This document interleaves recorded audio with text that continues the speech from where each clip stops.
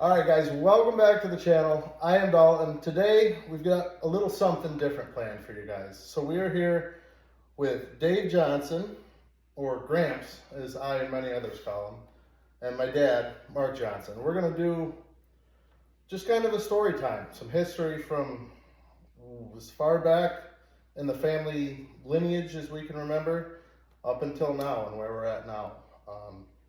Had a lot of questions on videos about family history and, you know, the background, so we figured we'd start at the source.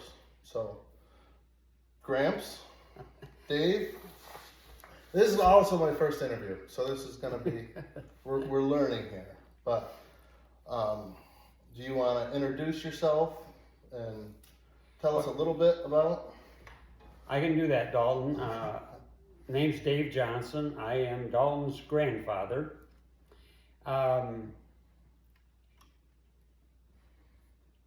To answer a question as to why I'm farming, why don't we leave that a little bit off in the interview a little bit. Sounds good. As far back as I can remember, my grandfather, who immigrated from Sweden, was a shipbuilder in Weehawken, New Jersey. And in 1920, right during the Depression, he decided that he wanted to be a dairy farmer. So he came to Unadilla, where we are right now, and bought a farm and milked 50 cows by hand during the Depression, which at that time was a pretty damn good sized farm. Yeah. It was up on the hills, but I'm sure he cleared most of the land. He had two sons who both were operating dairy farmers in the area. One of them was my father. I had always lived on a farm, always wanted to have a farm, but never did. I worked off the farm, as we may get into in the discussion after a while, as a member relations manager for Eastern AI in Ithaca, New York, for 8 years after I graduated from college. Obviously, I never got the farming blood out of my system. So in 1974, my wife and I and 3 kids rented a farm back here in Unadilla. Because that's what we wanted to do. We didn't have any money. We didn't have any way to buy a farm. But we knew that was the type of life we wanted to live. And I think that says something for what all of my children now do and my grandchildren. And that's, of course, one of them is Dalton. That gives you a little background. Yeah. But both of my grandfathers, even on my mother's side, had a farm here in Unadilla. So there was a lot of history and a lot of roots. So I didn't know that your grandfather built ships. Yes. So that's what's going to be fun about this, is I'm going to learn stuff, because I didn't know that he was a shipbuilder. Yeah. He worked on a crop farm in Minnesota when he first immigrated to this country. He was just a single young man of, I'm guessing he was 17 or 18. Back in those days, they just got on a ship, if you can imagine, and spent a week or 10 days crossing the Atlantic Ocean to live in this country. They were immigrants. This was after the Titanic sank, right? Didn't we kind of do the math? And I think we did that, yeah. just after. So they still got on, and their parents just put them on a ship, and I guess, and off they went. Mm-hmm. Yeah. Interesting. So where in Unadilla were their farms? Well, my maternal grandfather's farm was right here on the river flat in Unadilla. And we now work the land that was his entire farm. Really? My other grandfather's farm was up on a hill out of Unadilla. Yep. Cool. Very cool. I just didn't know that. Yeah. So you said you rented the farm. Correct. And you and Grammy started. That was this farm. Correct. It's the farm that is now being operated by two of your uncles, two of my sons that are on this farm that your grandmother and I actually started and ran. We actually ended up buying it 4 years after we started renting it. Okay. Yep. So that's Joliana Holsteins. Correct. How did the name Joliana come about? That's a combination of Johnson, Aliout, and Susquehanna. We are right at the confluence of the Aliout Creek and the Susquehanna River. The Susquehanna River is the western border of our entire farm. Our farm does not go across the river, although we do rent some land across the river. But most of it is in Delaware County, which is on the southern side of the Susquehanna River. Gotcha. Yep. Okay, very cool. So your father had a farm In Sydney, in Sydney. which is the next town down. Okay. Yeah. Yeah. And I didn't move far. I went 5 miles. I thought that was quite a move. yeah. And you grew up there. What memories do you have of milking cows at that farm, or equipment? You know, were you guys old tractors? You didn't go back to the horse days. To be honest with you, I was talking to my neighbor this morning. There are some advantages, not many, of being old. And one of them is that if you have your memory, you have a phenomenal amount of years of history locked up in your head. Yeah.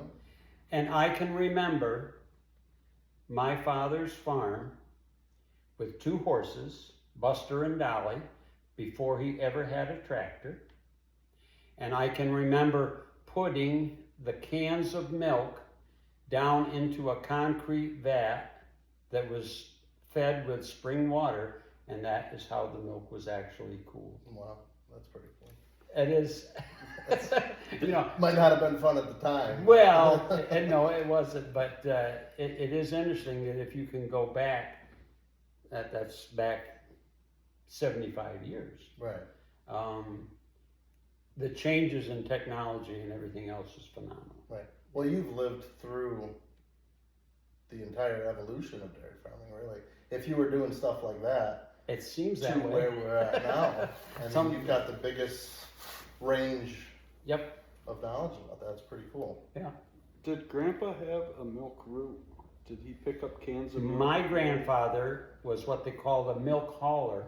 In addition to having his dairy, he had a big flatbed truck, and he picked up canned milk from a certain number of dairies and took it to the creamery, which was located only 5 miles from right where we are sitting right now. Really? And there the milk was processed before it was bottled and taken to New York City. Oh, really? Yeah. That was my great grandpa, your grandpa. That was my grandfather, Oh. correct. Yeah, I thought it was grandpa.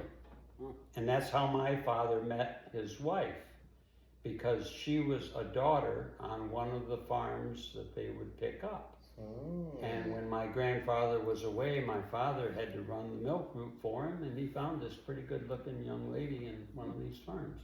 Cool. Yeah. Another fact I didn't know. There's going to be a lot of these. I think this Yeah. is going to be fun. Okay. I'm not going to tell you things you shouldn't know. Okay. Okay. Well, that's fair enough. Was that a trucking company, or was No, it just no. He just personally owned a truck, a flatbed truck in the old days. picked the neighbor's milk up for Mhm. something or whatever? and- Because everybody had their milk picked up or else took it themselves Right. to the creamery. Huh. Yep. I Okay. didn't know that. So you grew up in Sydney, Yep. graduated from Sydney High School? Correct. So you went to Sydney. Hmm. And then after that, you went to Cornell Correct. and studied. Animal science for 4 years. Okay. Pretty cool. That term is a very loose term Study. as far as studying animal science. Right. I graduated from Cornell. Okay. Well, that's an accomplishment. Yeah. I mean, a lot of people do a lot of studying Yeah. and don't graduate. And don't have the paper to show it. Right. Okay. Yeah. So after college, so you went to college for 4 years, Yep. and after that, you went to work for Eastern Genetics. Eastern AI. Eastern AI. Which ended up, it was, at the time I went to work for them, it had just been formed. It was a merger of 5 cooperatives AI cooperatives in the Northeast. NYABC, Connecticut, Vermont, Maine, Massachusetts, and then there was a Vermont, New Hampshire co-op also. Okay. And they all merged and formed Eastern AI, which then has merged to form Gen X, which then merged with Midwest Breeders and now is a national company. Okay. Yep. So this was pre-Select Sires, pre-Gen X. Select Sires was formed while I was at Eastern. Gotcha. Mhm. Okay. So what memories do you have of working there? Like what were your responsibilities? Travel, stuff like that? I worked mainly in, I was member relations manager, did advertising and public relations and co-op meetings. I did a few other side things like foreign semen sales, horse breeding we tried to get into but never did. Okay. Custom semen service, some of those, but member relations was the big thing in advertising. Oh, very cool.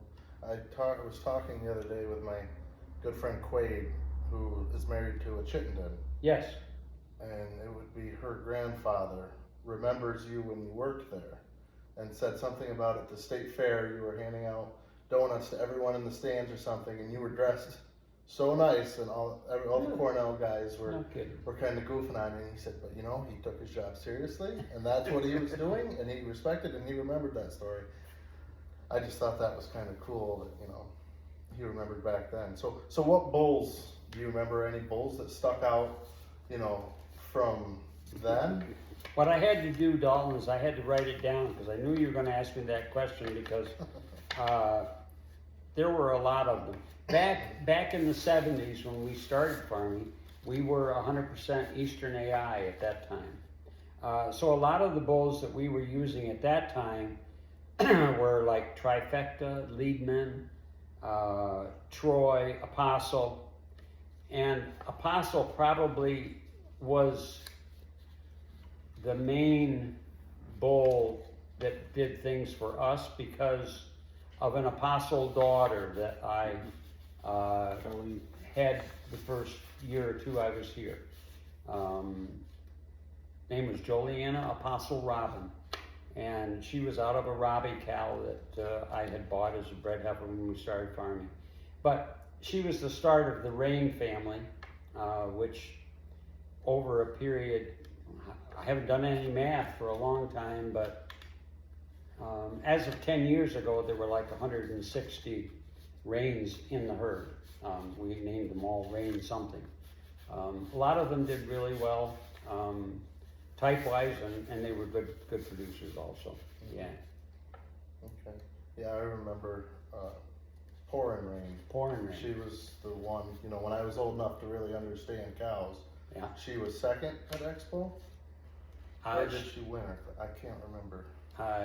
No, she did not win at Madison, you mean? Yeah. No, I don't remember what her placing was there. She ended up being nominated as a Junior All-American 3-year-old. She was grand at Syracuse that year, and then she got sold right after that. But she was probably the highest placing in the show ring of all the reins. Yep. Jet black. Yes, she was quite black. Yep. And she was a Goldwyn daughter. Yeah. Yep. As was most national winners. Yeah, at that time. time. At that time, Yeah. you're right. Yeah. Yeah. Are there any other cows that stand out in your herd? I mean, you talked about Robin. Talk about miracle. Right. Well, I had a Louis daughter, Kine Farms astronaut Louis, I believe was his name. And we called her Joliana Louis Miracle. She ended up being a gold medal dam, scored excellent 94. And back in the early 80s, mid 80s, she was kind of the matriarch of the herd, I guess. We had a lot of offspring from her. We actually ended up flushing one of her daughters, a Cletus daughter, we flushed her to Cletus and had 5 daughters. We don't do any, my sons don't do any flushing or anything like that anymore. The registered market has changed drastically Right. in the past 15, 20 years. Mhm. Yeah. 'Cause she was gold medal dam emerit. Mhm. What other? I just remember her name was followed by some significant Yep, things. The cow Lifetime. Marissa, did she go back to that? Yeah. correct. Marissa was a So, granddaughter of Mary. Again, I remember as a kid, she stood right Yeah. right inside the barn, had the big black spot on her eye. Yep. Yeah, I always liked her. And then Mandarin, Mm-hmm. probably the same family. Correct. Big white cow. Yeah. Yeah. I'm just thinking back to cows that I remember, Yeah. and that was 20 years ago now. Yes, it was. Yeah. Or more. Okay, so that was the time at Eastern Genetics, and then you started at Joliana. Yep. What was the reason for coming? But you just said it was in your blood. You just wanted to get back to That's farming. right. One of my ag economics professors at Cornell, by the name of Stan Warren, if anybody goes to the ag school at Cornell, they know of Warren Hall. That was Stan's father, who was also a professor. But anyway, I can remember Stan saying at one time that if you want to look for a farm, there's three things you should consider: the land, the buildings, and your wife. And you damn well better do them in that order. Okay. We were very fortunate when we were able to rent this farm, which had never been owned by the operators. It had been rented for over 100 years, owned by a family of doctors who never operated the farm. They'd always rented it, but it had good land. Right. And it had the kind of land where you could produce roughage to take good care of cows and make milk. Mhm. Easily. Right. Huh, that makes sense. Yeah. That makes sense. And when you're a young guy with no help and you do everything yourself, the ease was pretty important. Yeah. Yeah. And Granny, she grew up on a farm too, Yes, sir. over in Deposit. That's right. Okay. And her father and both of her grandfathers were farmers over there. Okay. So you can probably get the broad picture that it was kind of in our blood. Yeah. That makes sense.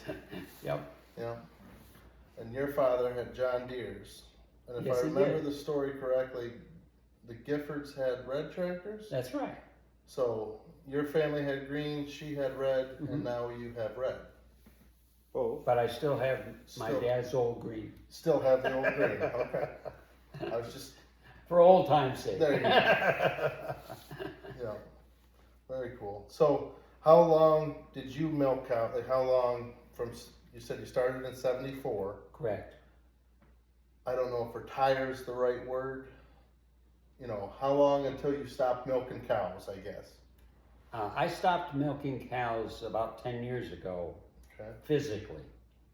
I have two sons that, all four sons, I have four sons. All four sons have been on the farm at one time or another, but right now it is owned and operated by an LLC that is made up of two of my sons plus me. Mm-hmm. That started in 2005. 2005. Yeah. Okay. That's almost 20 years ago now. Yeah, I guess so. But you still help out I still go to the barn every morning at 5. every morning at 5. Yeah. So that's why I said use the term retiring loosely, because most retired people probably don't go to the farm at 5. I've told several people I retire every night and I get up the next morning and go to work. That makes sense. That's a good way to live, I guess. You farm now because you want to, not because you have Correct. to. Yeah. Yes. Right. That's everyone's goal. Yes, it is. So you guys also had the farmers market, right? Yep. Covered Bridge Farm Market. So how did that evolve into what it is now? Well, I started farming in 1974. In 1975, I think your grandmother and I sold like 4 or 5 bushel of sweet corn by the side of the road. The next year we built a little stand, and I probably had 5 acres of sweet corn and a few other vegetables. And it just continued to grow. We actually built a farm market building in '96. And then in 2014, your grandmother and I sold the farm market business to your uncles that were operating the dairy. So we were out of the farm market business, but they have taken it, and it has grown each year since then. They're now up to over 50 acres of vegetables. It's all sold here at the farm. Mm-hmm. Right. Okay, and you guys did maple syrup as well. Yeah, that was pretty much a hobby, that we did maple syrup just to have syrup for breakfast. We had pancakes every other morning. And we had 7 children, so there was a lot of syrup consumption. But eventually, we're now up so that we make maple syrup for the farm stand and so forth. Mm-hmm. Once that gets going, I'd like to come and make a video of that. Sounds cool. I think that would be a lot of fun. Yep. Okay, so that was kind of the farming career, the farming background. So to finish up, what piece of advice would you have to give to people looking to get into farming or people who are farming now? What, if there was one thing that you could tell them? Well, I can't give any advice to people that are farming now because it has been damn near impossible to keep up with technology and advancements in dairy farming. I can remember back when you had to get a bull, you had to use him and get 20 daughters with production records, and the bull was 4 years old before you even had a clue as to whether he was worth using in an AI stud. Today, a bull calf is born, you pull hair from him, and next week you know what his genetic potential is. Right. Those kind of things have changed so drastically in 40 years. I can't forecast what's going to change tomorrow. Right. We still do a lot of things the old way. By that I mean we still have tie stall. We milk 150 cows in tie stall, which is a big tie stall, but it's not a big dairy compared to what is going on in the world today. What is one thing as far as facilities, or like you started with a pen stable, freestall, and Yes. an inline milking parlor? Yes. What would you have done different in the stages of growth if you were to have done anything different from the 70s, 80s, 90s?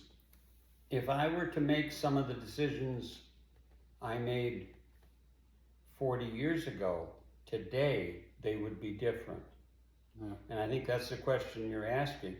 Because of technology and a lot of other things. But Dalton's grandmother and I were farming because that was the lifestyle that we wanted to live. That was how we wanted to raise our children. And because of that, we made management decisions that involved them in the business. Right. Today, that isn't always the case. You make management decisions based on the size of your operation and as far as your children being able to be actively involved in the day-to-day operation of the business is much more difficult. Am I right? Absolutely. I mean, I know I can see your kids riding in the tractor with you. I can see them riding in the truck with you, but it's different. We made the decision to involve our children in 4-H, in showing, in caring for the animals and the calves, which maybe today would be called child abuse. I don't know. Yeah. But they didn't look at it as work, I don't think. No, we called it chores, and it wasn't. It wasn't something we did for an income. Yeah. It was just life. You came home from school and it was chore time, and then it was homework, and then it was supper time, or vice versa. But the term chores, choring or whatever, it was learning responsibility. It was being involved with animal and animal care, and myself, the love of the equipment, and probably you too. Yeah. The fact that it was time to get plowing or go to the field or bale or harvest or whatever. I enjoyed that thoroughly, and I guess it was chores, it was work. I mean, I was replacing somebody that probably could have been a lot older than 12 at the time, but that was fun. It was chores, but it was what I loved to do. My senior year, I did not play football because I was not missing another year of not being able to help chop corn other than on Sunday or Saturday. That was a story I heard growing up about Dad calling from the nurse's office. First day of kindergarten, I knew you were going to be chopping because you were all set up and Grandpa was coming, or Grandpa came with his 2840, and boy, I was some disappointed. I was in school and I had to call home, and they're like, well, what's the matter? I said, I got to call home, and the reason I had to go to the nurse's office and call home was to just make sure you were chopping. And then got on the wrong school bus, went to my friend Paul's house. Like, they let a kindergartner get on the wrong school bus and go to a friend's house. You just drop them off anyway. They're like, well, kick them out here. And I was even more frustrated because now I'm even later to get home to help chop. But yeah, chores and the things that we did as kids all the way up to when we went to college or went on, it was assumed, I guess, but it didn't feel like it was work or wrong that we had to do any of it.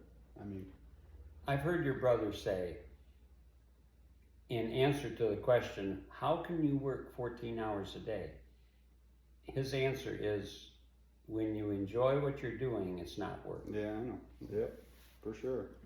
For sure. The only reason I brought up that chopping story is it kind of came full circle this fall, and it was on one of my videos. Hannah called in a panic. Jack's sick. He's sick. We got to go pick him up. We were right in the middle of chopping. I'm like, okay. So this was a Monday morning. So Saturday, he rode with Hannah's grandfather in the chopper for the first time. He'd give him cookies. He has a big bag of cookies for the grandkids in the chopper. So I go and I pick him up and said, what's wrong? Your tummy hurts? What's, we go on the farm? I said, he wasn't sick. Yeah. So he ended up getting a ride in the tractor with me the rest of the day, and he's only 2. Yeah. And he had already figured out, boy, I bet if I'm sick, Yep, I think so. Mommy will pick me up. And then I picked him up, and it was, we get to go to the farm. So I kind of thought that was finally full circle. Yeah. 40 years later, Oh yeah. same thing happening. So, all right. Well, my last question, that was advice for future farmers. One piece of advice you would have for a dad, being that I've got 3 kids. Lots of the viewers obviously have kids. Your grandchildren have kids. If you had one advice to give to a dad. Man, you're going to really put me on the spot, Dalton. I should have switched your agenda. Because, and maybe as you know, dealing with your father, that there is a tad bit of emotion involved in Johnson blood sometimes. Yeah. Okay. I remember a wedding once where there was a lot of tears. Yeah. During a lot of speeches. Yes, yes, there were.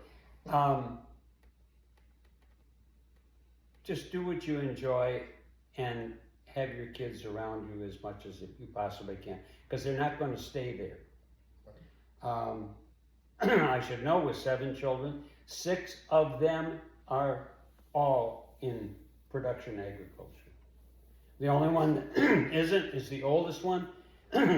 She's a surgical PA, and she says she spends most of her time fixing farmers' hips and knees. So, but I'm saying that just active involvement and being with your kids is the one phenomenal advantage of production agriculture. Right. Yeah.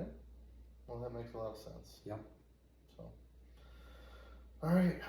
Just Is also there by the anything same token, no matter what kind of business you have, if it can be successful for whatever reason, whether it's because of family involvement or the kind of business that it is, you can provide a healthy life for yourself and your children. And that is job one when you get up in the morning. Yep. That's the trick, is what Jerry Jones says, right? Yeah. That's the trick. You can figure that out. Yep. We'll show you a clip, unless you already have. I don't know. I haven't. No. Jerry Jones had a little cameo in a show that's on TV right now and talked about working with his kids and why he has done things the way he has. It was a pretty cool clip, but we'll show you that. Yeah. That's but. So is that it? I'm trying to think if I missed anything. Is there any? No. No. No. That should be good. Yeah. All right. Well, thank you very much for You're welcome. taking the time to do a video. This is something, I just think it's gonna be cool to watch it tomorrow, to watch it next month, to watch it in hopefully 20, 50, 60 years. I think, you know, like I remember your father as a kid, but I was young enough where I don't have, you know, No. those memories where if I had a video, something like this, that I could have looked back. Well, I've got something. the old 8-track cassettes or whatever they were, little tiny cassettes. There was a cassette player before CDs, but it was after the big It was VCR on a type thing. cassette. But anyway, Sherry had to do a project for school about genealogy. And she went and did an audio recording was my uncle, then my grandfather's brother, Falky Burling. And he did the whole history from immigration up to today of the family. Really? And it's on that cassette. And it will never change. Because the history will never change, but it is recorded. And his son, he has 2 sons live in California and 1 daughter here. And she made copies of the cassette because they didn't even ever know it was made. Really? Yeah. I was just thinking, I wonder if there's a way to get it off of a cassette onto something. Oh, I'm sure. You know? I'm sure I'm there not is. technological enough Neither. to do it, but okay. Well, I guess we'll wrap it up there then. Sounds great. All right. Yeah. So, well, I watch this and breakfast